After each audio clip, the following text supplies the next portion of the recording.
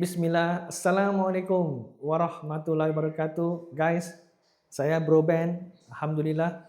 Okey, disebabkan permintaan yang sangat tinggi dekat messenger saya, ramai yang tertanya, kenapa daripada seorang non-muslim, lahir dengan non-muslim, boleh memilih agama Islam.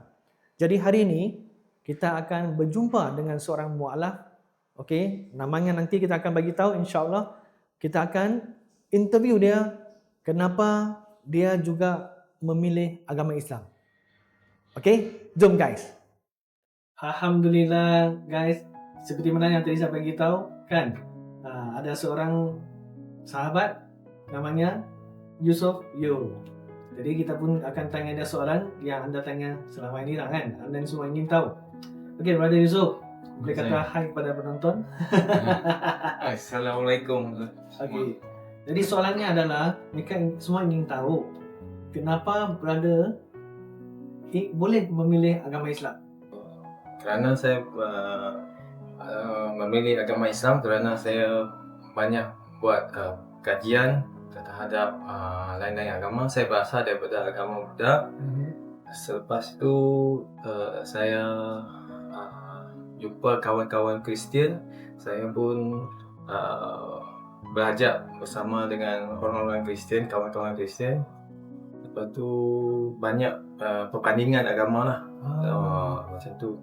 Selepas tu saya baru faham agama Islam sebab saya berkawan dengan agama orang-orang Islam. Termasuklah saya tempat bekerja saya semua daripada bukan orang Islam, tapi dia boleh memilih agama Islam sebagai agama dia. Maksudnya apa yang kita nampak, yang kita faham macam salah tanggapan tu, tapi di tempat kerja tu mereka menunjukkan yang sebaliknya lah. Ya, betul.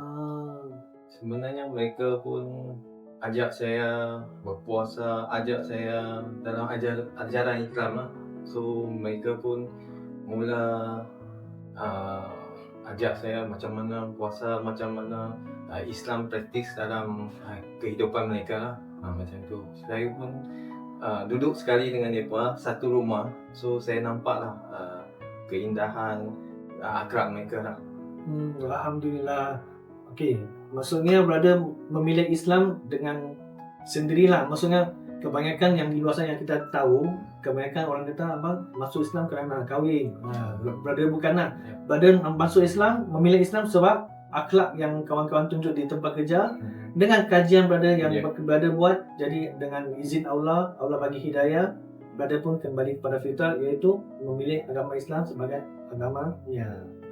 Okey, brother, apakah cabaran yang brother hadapi semasa kembali kepada fitrah? Okey. Cabaran yang saya hadapi di tempat kerja ialah sebab saya punya bos semua non-Muslim. Dia ada bias lah. Dia bias sebab saya ni Cina masuk Islam. Dia cuma bias lah, bagi macam example, dia bagi saya banyak kerja daripada orang lain. So itulah, daripada keluarga cuma adik-beradik setengah dia tak boleh terima lah. Dia memang merajuk pada saya dan dia kata mak sakit hati disebabkan saya. Dia menuju pada saya sebab saya masuk Islam, mak saya jadi jatuh sakit, macam tu lah. Okey brother, kita pun sudah sampai ke penghujung. Apakah mesej brother kepada mereka yang sedang menonton, terutama sekali yang non-Muslim lah ni, kan? Apakah mesej brother kepada mereka? Okey, mesej yang saya nak sampaikan kepada orang luar di sana, kepada non-Muslim, jangan ikut nafsu, jangan ikut hati tangkapan orang yang Islam terhadap akhlak dia sendiri. Bukan, tapi agama dia berlainan. So kalau kita ada persoalan, kita kena tuju pada orang yang lebih faham orang Islam, agama itu sendiri. Jangan ambil tangkapan yang salah terhadap Islam. Alhamdulillah guys, kita pun sudah interview dengan Brother Yusof Yo. Okey, apakah pesanan brother kepada kalian adalah tentang Islam ni, kita kena tanya kepada orang yang lebih faham lah. Contohlah kan, kita nak tahu Islam, kita tanya pada orang yang beragama Muslim. kan beragama Islam. Takkan kita mau tanya pada orang yang tak faham tentang Islam. Itu yang pertama lah. Jadi kita perlu mengkaji. Ada banyak info dekat luar sana. Kita boleh dengar ataupun mengkaji dengan sendiri.